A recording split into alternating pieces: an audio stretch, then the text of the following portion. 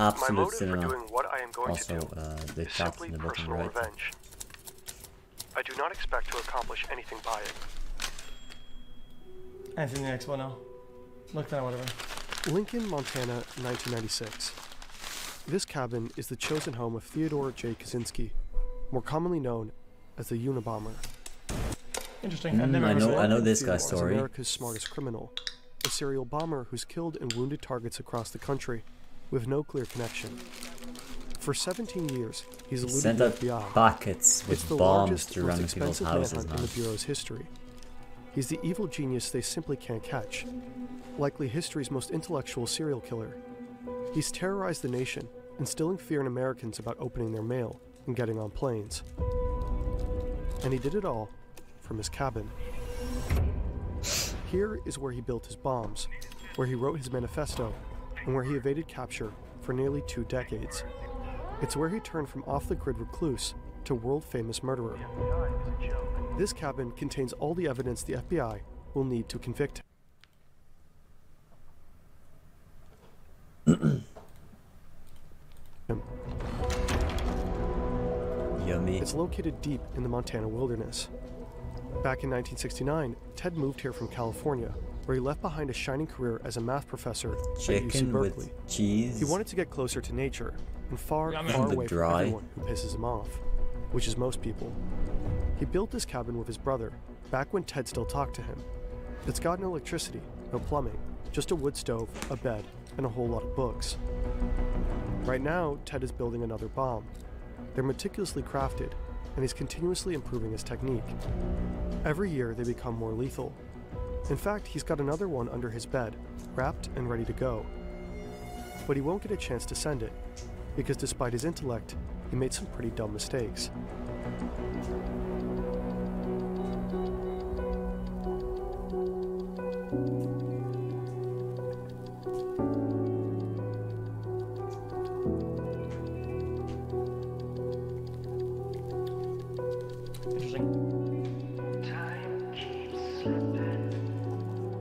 Movie intro.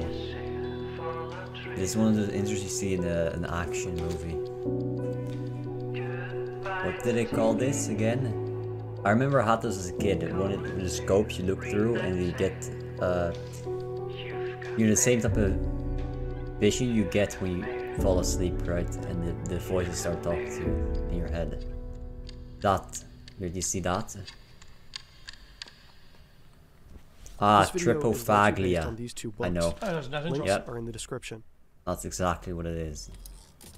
We attribute the social and psychological problems of modern society to the fact that society requires people to live under conditions radically different from those under which the human race evolved. Okay. Born in 1942, Ted grows up in a pretty average family in the suburbs of Chicago. They're working-class Polish Americans. His parents are politically progressive, bookish and intellectual, and really into the outdoors. They're strict but loving. At least, that's how they remember it. It becomes obvious at a young age that Ted is exceptionally gifted, so his parents push him to succeed. He skips 2 grades and easily aces every class. He's a pretty normal kid for someone with an IQ of 168. Sure, Ted is quiet, shy around girls, and arrogant, but he has a core circle of friends and plenty of hobbies. Like his parents and brother, he loves playing music, reading, and camping. People like Ted. They'll later remember him as a sensitive, respectful kid.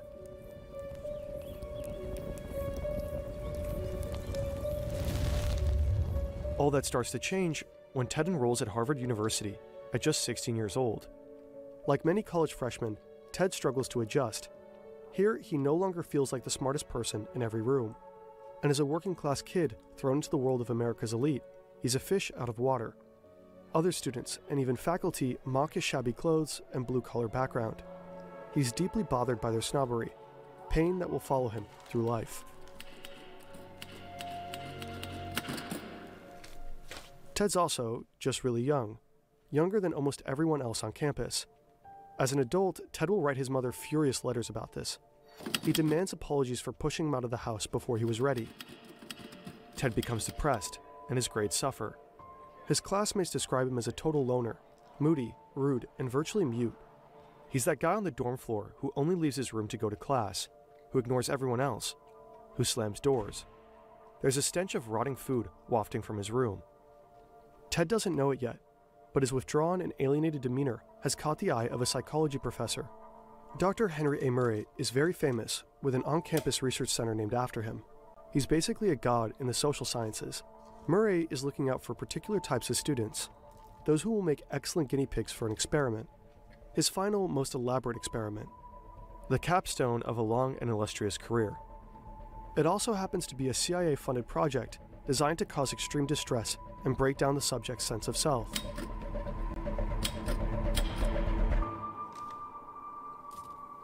Clearly, we are in a position to do a great deal of damage, and it does appear that the FBI is not going to catch us anytime soon. The FBI is a joke. It's the 1970s in San Francisco. The city is a hotbed of anti-government activity. There's outrage over the Vietnam War. Protest bombings are a regular occurrence. Explosions happen every week up through the mid-80s. The FBI dubs it the Belfast of North America. Radical far-left groups like the Weather Underground and the Symbionese Liberation Army claim credit for many of the bombings. So most of the cases are pretty straightforward in terms of understanding motive and perpetrator. But amidst all of this, the FBI's San Francisco bomb squad makes a shocking discovery. John, what is up with the left and bombs? Like why do they like bombs so much? Why are they so violent? It's hard to I'm track. so confused. 12 mysterious, similarly built But bombs it's hard to can be track. linked to one elusive killer or group. So it's They have confusing next to because they nothing never to go on. put, Just for they never whatever truly unknown know reason, who this belongs string of to. explosives So seems to everyone's target just claiming universities and shit. airlines. It's like the terrorist groups. Whoever is right? building these bombs Good is an expert ISIS crafter, and claiming careful to not leave everything, any DNA anything behind. shit, any Not a type of hair, shit happens, not a fiber. they're claiming that They're in- as No, if they did it, even though they never did it. We don't even know about that guy yet. Then everyone claims about, it, like, and you never actually know the revolution truth. groups It's and all a fucking- confusion and protests strategy. with bombs and shit like that, bro. That's a very libertarian thing. It does not have like, yeah. No, I'm Cased not. in No, I'm not gonna beautiful guess. handmade You know, wooden you're not gonna boxes. guess. Like, I'm not. There are no eyewitnesses to the bombings, and no letters from organizations claiming credit. The victims appear to be scattershot of random people. The unknown perpetrator is referred to by the code Unibomb, for university and airline bomber. So far, his bombs have killed one person and injured 20 others across 5 different states. Unlucky recipients of the Unibomber's early packages include a campus security guard, a handful of graduate students and professors, a secretary, an airline executive, and passengers on a Extremism. flight from Chicago Makes to sense. DC. Some are injured quite badly. The first death is in 1985, Hugh Scruton, a guy who owned a computer store in Sacramento and was about to get married. What does he have to do with anything at all? Far away in his cabin, Ted reads about his death and chuckles to himself. He hears that the FBI offers a $25,000 reward for any information. He's flattered. The Unabomber is making waves. Not bad for the actions of one man in a 10 by 12 foot shack with no electricity, running water, or phone service. Pretty hard to imagine now. These days, connection isn't optional. It's how we get around, check in, look stuff up, call for help, all of it. That's where Saley comes in. With affordable global data in jar. Here in his cabin, and use code FERNTV to get an exclusive 15% discount on your first purchase. Money back guarantee in case your device is not compatible. Back to Ted. Whole Here is vibe ruined, man. Vibe terrorist. Just as the left Even with the skip. isn't Massive vibe terrorist. What is it? Liberals not don't cinema. mean leftists. Is that true? Cabin, he's got No. everything he needs. Snowshoes, maps, a homemade chair, a cot, a typewriter, and hundreds of books. It's two Scraps from axes, junkyards right? and jars of chemicals for It's two making his axes. bombs. Binders and binders full of notes. All kinds of disguises for delivering the bombs, like wigs and Libertarian, sunglasses, that's and shoes with fake soles. for It's cramped to the economic gills, freedoms. but meticulously organized. They care about the freedoms, like At the this point, liberty. the FBI has things, zero right? promising Liberals. leads. And by But the end of they're it all, they'll never just a actually find the subset perpetrator of themselves. liberals. They're economic bomber is always several liberals, steps ahead of whatever them. the fuck, yeah. They'll pursue thousands of dead ends, spend hundreds of thousands of taxpayer dollars and pour countless man-hours into this case. They have no idea why he's targeting the people that he is, but the bombs are so precise, Liberal is not so necessarily well left-leaning. crafted. There's got to be a motive, right? In 1987, there's finally a break in the case. The Unabomber plants a Libertarians package right-wing, outside a Salt Lake City computer store, and a lady spots him. He's wearing a gray hoodie, sunglasses, and sporting a mustache. The police create a sketch and post it all around the country. The bombings immediately stop, and for 5 years, nobody hears anything from the Unabomber. Jeez. All kinds of people call him with tips, but the leads go nowhere. The case pretty much goes cold, but the FBI know that it's only a matter of time before he'll strike again. They're sure he's using the time to perfect his bombs. And they're right. In his cabin, Ted is finessing his technique. The upcoming bombs will be a whole lot more lethal. But, as the world will soon find out, he is also busy writing. He doesn't just want his explosives to do the talking. He's crafting a manifesto, one that claims to explain what the mysterious string of bombings is all about.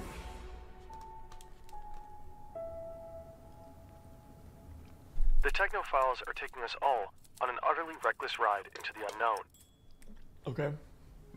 Back at Harvard AI, in 1958, the United States is He experiencing knew huge about shifts the in AI, culture. man. The button-up 50s are drawing to a close, and the nation becomes swept up in the space race, the civil rights movement, the sexual revolution, the environmental movement, the explosion of drug culture, and all the while, the Cold War is escalating.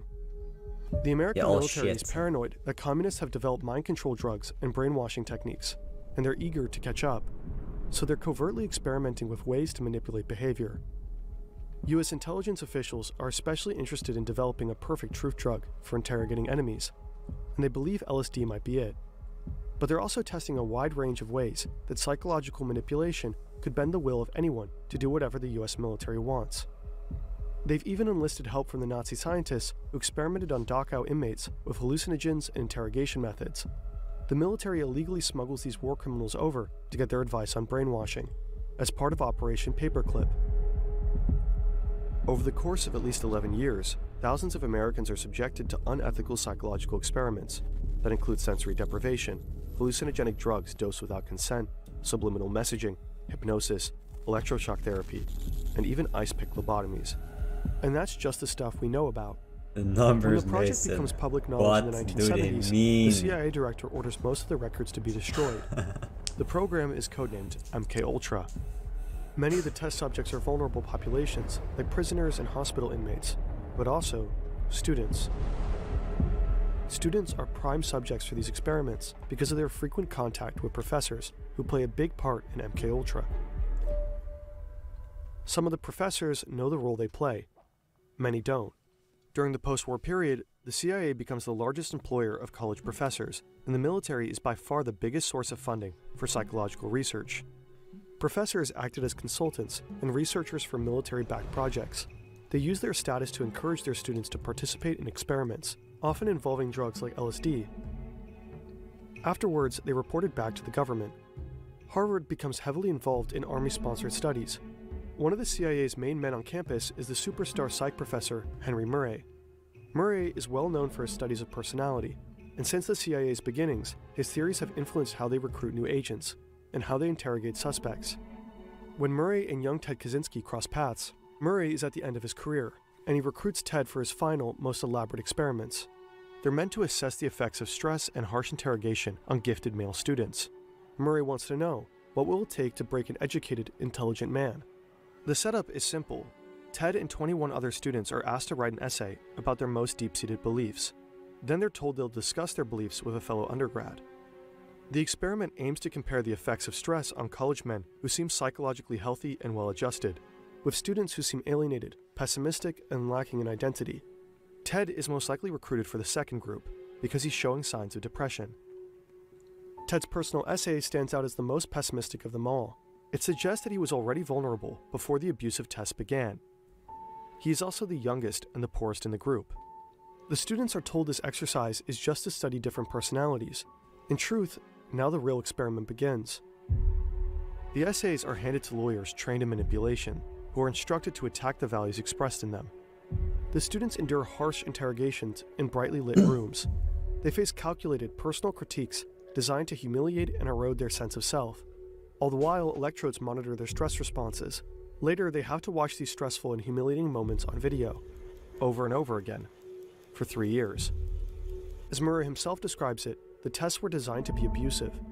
He's had a lifelong fascination with pain and stress and is known to have a sadistic streak. Plenty of participants will later report the experience to be deeply unpleasant. But 3 years how though? Do they check in? They have to go back? Dude, that's some and super do that? villain shit, man. Are they paid? Are they like forced? I don't get it. Lasting trauma. But Ted's responses are the most extreme in every category. Murray's team identifies him as the most traumatized of all. Yes, Ted Kaczynski got MK-Ultra'd. You can read all about it at CIA.gov. In consequence, many claim the CIA created the Unabomber, but that's an oversimplification. It's not so easy to prove how much effect the experiments had on Ted's turn to terrorism. None of the other students in the experiment are known to have become killers. Some psychologists believe the experiments were stressful enough to create anger problems in Ted, or even aggravate latent schizophrenia. But other psychologists evaluate him as undeniably sane. Ted himself dismissed the idea that the tests were anything resembling psychological torture. He was very invested in being seen as psychologically healthy until the bitter end. He's taken great pains to not be painted as damaged or crazy. He wanted his murders to be understood in the context of his beliefs. I'm not his crazy. personal history. I'm not crazy. If people saw his actions as a result of trauma or madness, it would invalidate I know his the ideas. truth. I'm a lot of the Ideas truth. I know that xQc formed the his goat, last the goat's year in at the Harvard. You have to place the goat for glazing, goat's good, no place the goat. As I've listened before. Ted becomes increasingly disillusioned with the industrial technological system. He comes to believe that technology is slowly destroying humanity and eroding our freedom. He's horrified by widespread psychological suffering and how industrial technology has severely damaged the planet. He's certain that it'll only get worse the more technology develops. So anyone who helps advance technology in any way is the enemy.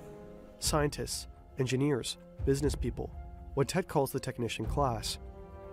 Ted starts having revenge fantasies and becomes obsessed with how society enforces obedience with psychological controls.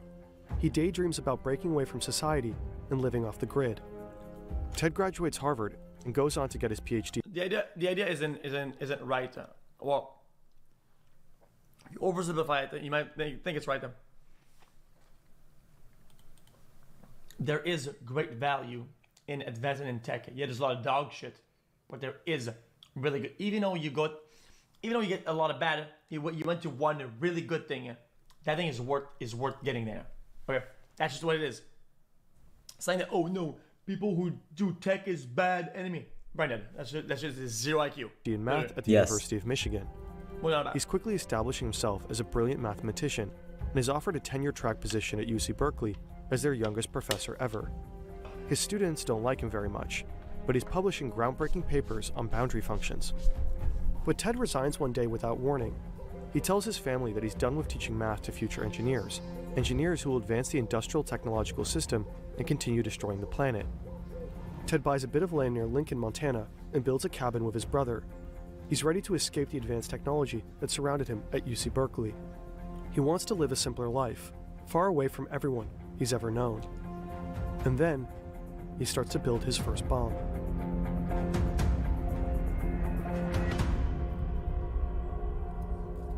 Through our bombings, we hope to promote social instability, an industrial society, propagate anti-industrial ideas, and give encouragement to those who hate the industrial system. In 1993, the Unabomber strikes twice after a 6-year hiatus. Yeah, but I'd be interested to see what was his plan on where does that go. Chad, there are waves you cannot stop. You can try to disrupt one wave, 2 waves, or it doesn't matter. The waves will keep coming. It's like telling people, guys, I'm telling you guys, porn is bad. Don't do it.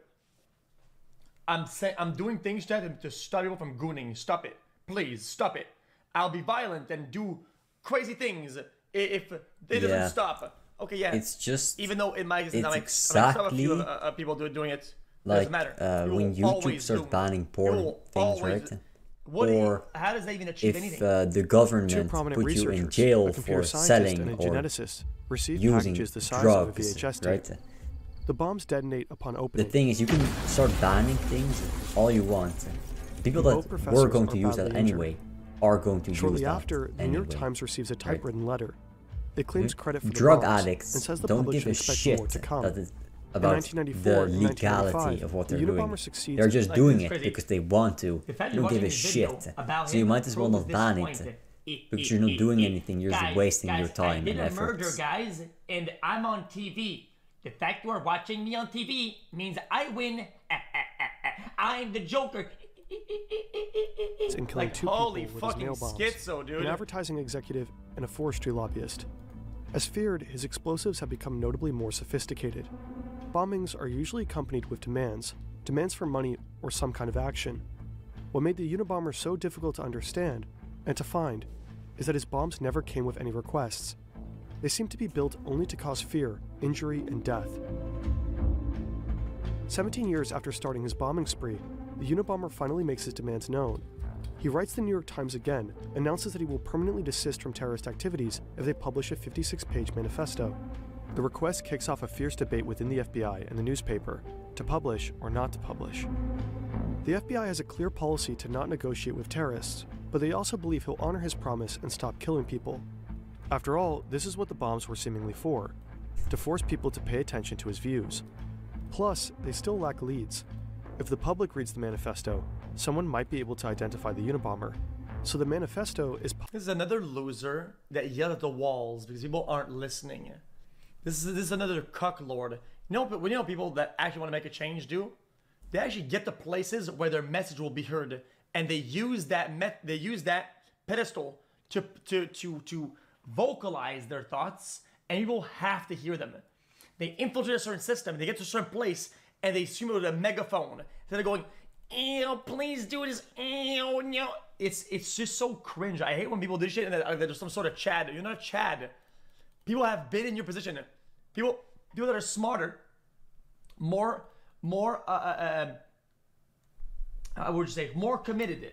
People that went all in onto this and actually did it the right way. Like, it's just so Published. dumb. The FBI decides it should just be the Washington Post, though, because it has fewer readers and the newspaper's stance will be easier to surveil. So they think. Interest in the Unabomber is huge.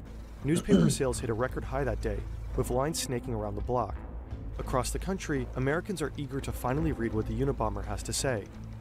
The manifesto opens with an iconic line. All this The Industrial Revolution and its anti-industrial consequences shit, have been a disaster for the human race. just so he And though can the be manifesto is an argument that calls for dismantling industrial infinitely society, documented it's on the also, internet. unwittingly, a self-portrait. Within its Right. pages, the Unabomber His has accidentally message unmasked will himself. live on I didn't forever. even raise his brain dead. I don't even agree.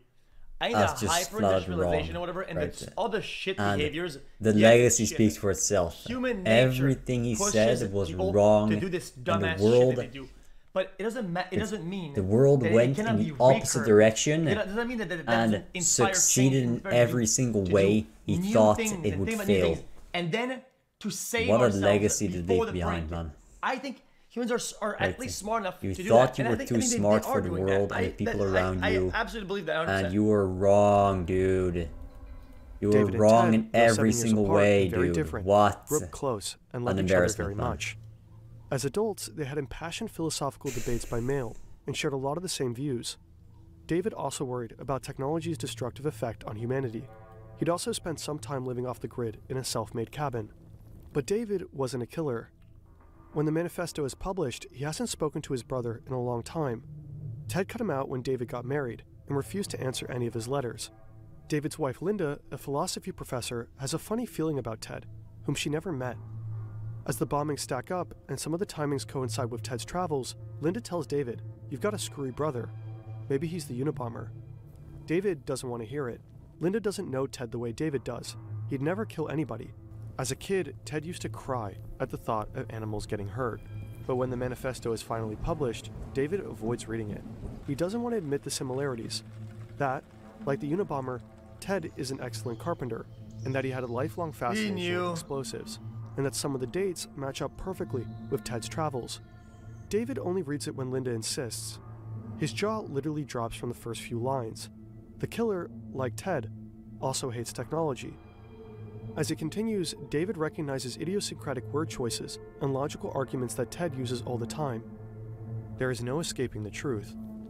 Ted is the Unabomber. So after some moral qualms about betraying his brother, David alerts Ew, the FBI. what the fuck is that phone? What's on that, man? They are bound to make me out to be a sickie, and to ascribe to me motives of a sordid, or sick type. Many tame conformist types seem to have a powerful need to depict the enemy of society as sordid, repulsive, or sick. I'm not crazy. Lincoln, Montana, April 1996. With a tip from David, the feds are staking out Ted's cabin. The investigation is meant to be conducted quietly, but they're interviewing local townspeople, trying to collect more evidence on Ted. Right now, all they have is the linguistic similarities in the manifesto and old letters from Ted that David gave the FBI. Not exactly cold, hard proof, enough for a search warrant, but not an arrest. Rumors start to spread around town that Ted Kaczynski, their very own angry hermit, is the Unabomber. The plan is to draw Ted out of his cabin and get inside before he can escape or destroy any evidence. But they don't know if he has it tricked out with explosives. Nobody would be surprised if he did. Ted has no idea he's under surveillance, so when someone knocks and says some land surveyors need to talk, he believes them and opens the door. He wasn't expecting visitors. These days, he's busy with a dirty job. He's in the middle of rasping aluminum blocks to make powder for more bombs. He's covered from head to toe in the dust. He's rail thin because the rabbit hunting was scarce this season. Ted's hair is wild and his clothes are literally rotting off of his body. But what does he care? He's not trying to impress anyone, and he can clean up fast if he needs to blend into society. Too bad for Ted. He'll be photographed in this state, filthy, emaciated, and in severe need of a shave. The image will circulate around the globe and will not help Ted's desire to seem sane. When the feds swoop in, they find 40,000 pages of journals and plans, most written in code. The code is more complex than anything the FBI had ever seen, more convoluted than codes the KGB used during the Cold War. But Ted also left the key to the code in the cabin. Delusion. Without it, the FBI wouldn't be able to decipher the decades of written confessions that definitively tied Ted to the bombings. They also find a bomb under the bed, ready to be mailed to an aerospace company in Dallas. Now the FBI has all the evidence they need. They lock up the cabin and take Ted to prison. He does not dispute that the journals with the confessions are his. In fact, he wrote them partially so that nobody would try to say he was crazy. Ted's family and his defense team attempt to convince the jury and the world at large that he is mentally ill. They're doing anything they can to avoid the death penalty, which frustrates him. He tries to fire his lawyers and defend himself. He would rather die than allow his lawyers to plead not guilty by reason of insanity. Ted pleads guilty to his crimes and is sentenced to life in prison. Behind bars, he never stops writing. He publishes 2 books and keeps up a lively correspondence with a wide array of journalists and admirers. He also finally makes some human connections. He strikes up a friendship with Timothy McVeigh, the Oklahoma City bomber who killed 168 people in 1995. Ted and McVeigh are briefly on the same prison block and find they have a lot of views in common, before McVeigh is carted off to death row. Ted even finds love for the first time in his life. After a lifetime of struggling to connect with women and never going beyond a few kisses, Ted suddenly has dozens of women writing him romantic or salacious letters. But only one captures his heart, a school teacher he calls his lady love. They spend thousands of hours talking by mail or in visiting booths, but they are never able to touch. He writes classical music for her before she dies of lung cancer. Later, Ted also develops cancer. When the condition becomes advanced, he dies by suicide in June 2023 at 81 years old. This is not to be a political revolution. Its object will be to overthrow not governments, but the economic and technological basis of the present society. What's up with the desire for women to like these hardened, like actually radicalized criminal killers, like weirdos? Like, what is it? Because it's masculine to be. There has to be some issue. It's masculine. Somewhere That's in the why. brain. They like women like In the men that decades can since his kill. arrest, Ted Kaczynski continues to don't fascinate wanna and admit it. sometimes inspire. Right? The They manifesto's don't like central strange Men men like them that can too, kill, and I will but they agree. like Men, to have a hey, man low that key. can kill. Right? You can put a pile of dog shit on Twitter, say this is a woman and she is Because psycho. deep down they know still want to fix her. that I mean, that's real men can kill. I feel like and they're some of these attracted is to more that. like more targeted, but fuck, what do I know? The technological advancements So it's since just the a Industrial monkey brain Revolution thing, have right? robbed people of their freedom and well-being. It's a monkey brain These thing. advancements are supposedly responsible for widespread psychological suffering and environmental devastation. It's a revolutionary call to dismantle industrial society altogether and warns that technology will inevitably overpower human autonomy. Maybe fame, I don't know. Many of Kaczynski's observations in the manifesto are true. Some of his predictions are prescient, and a lot of the grievances You know what? technology will inevitably overpower human autonomy. Many of Kaczynski's observations in the manifesto are true. Some of his predictions are prescient, and a lot of the grievances wrong. are understandable. It's not hard to find people He who was are wrong also because frustrated with he's a surveillance pessimist. or He sad only about look- environmental right. destruction. The only thing he At the did time was of his think capture, about Time how magazine wrote, things could go "There's a little wrong. bit He of never Unabomber thought in a most of second us." about how things could go Nowadays, right. Ted Kaczynski continues to find admirers online, from Right. teens on TikTok, depressed about climate change, half-ironically saluting Uncle Ted, to the extreme right mass murderer, Anders Breivik, who heavily quoted Kaczynski's it's Industrial like, Society in his own If manifesto. you're the guy that invented But even if cars, most right? people can Ford find or parts of the whoever manifesto they agree invented with, cars, most people are not willing to kill. and you Kaczynski knew that go most people would be schizo repelled and by you his start crimes, but writing committed them anyway. about how Those who many find the people will ideas die compelling in might car wanna check out crashes Jacques Ellul, everywhere, the all thinker around whose us, ideas every most time, inspired right? the manifesto. The But you philosopher never advocated never killing. consider They also should check the out Ted Kaczynski's diaries. the They laid bare the efficiency personal it motivations brings that drove the in Unabomber, beyond the transportation. manifesto that You was never polished for considered public the consumption. good that it had. Technological You were so society pessimistic. really did seem you to only anger ever Ted, considered the bad. But Ted was also And that's why very, he's wrong. very angry. Because he in never general. even thought about it, man. In his diary, Ted Kaczynski writes that he was happy to kill innocent It's just civilians. depressing. He took pleasure in causing people pain. He killed at least 9 dogs just because they barked too loud. He hated leftists. He hated doctors. He hated women. He fantasized about killing them just for rejecting him. He fantasized about killing his neighbors just because they annoyed him, including What? a toddler. He condemned technology as slavery and glorified simpler times that ran on, actual slavery. Kaczynski wasn't even much of an environmentalist. He made fun of them in his diaries. He littered proudly. He poached illegally. He logged on protected lands. You might get the sense that he only used environmentalism as a post hoc justification for his murders. A cynic who identified ecological concerns as the most acceptable excuse for killing. Yeah, that seems like almost like a cycle a little bit. Classic Like leftist. one justifies the right? other, and it becomes kind of Justify like a killing spiral, because right? the earth As in, like, dying. Oh, Yeah. I feel this way about the world, but I also hate this. Oh shit, I'm doing this because I'm trying to do the right thing, hee hee. But I also fucking hate these motherfuckers. So it's kind of like, I don't know. At that point, you can, how do you establish like what is the actual motive? Like what percentage is each into that, each like actions or whatever. So maybe the guy's just kind of crooked. Yeah, so basically he's wrong because Also, he out of all never things, thought about industrialization. the good it is, right? Really, brother? Where people always focus on the bad. You always hear people talking about social media bad because people get depressed and they hate themselves and they kill themselves for it. Also, people get bullied on the internet. Womp womp. Also, I get to talk to my mom when I'm in, America or Mexico and she's in, Japan or Australia. And we get to have a conversation in a second with less than a second delay.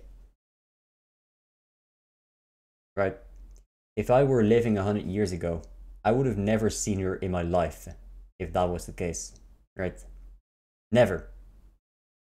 That's one. How about the spread of information, yeah? Can you even... Back in Roman times, there were, half the population is slaves that only work all the time. They're just slaves, right? They don't have any rights. Then another 40% are peasants. And then the last 10%, 9%, or 99% of that 10% are middle class people that own slaves. And only 1% can fucking read. Right? 1% are the people that were in the Senate. The people that led the armies and documented the wars. The people that, wrote the epics. and all that. The guys that, you know, wrote and translated the Bible, you know, Iliad and all that shit. Now everyone can do that, right? You can sit down, write, do something that will be remembered forever and documented forever, even if you're a peasant, right? Even if you're a 9-to-5 wage slave bitch. Think about that, man. You always focus on the bad, and these retards always focus on the bad. So just remember, if you glaze the goat, as I've glazed before, you will never be, you'll feel good. You feel like you're on top of the world, man. I'm on top of the world. I can do anything. If I set my mind to it, I could do anything. And that's me. And that's my goat. xQc is the goat, man. And we have to glaze the goat.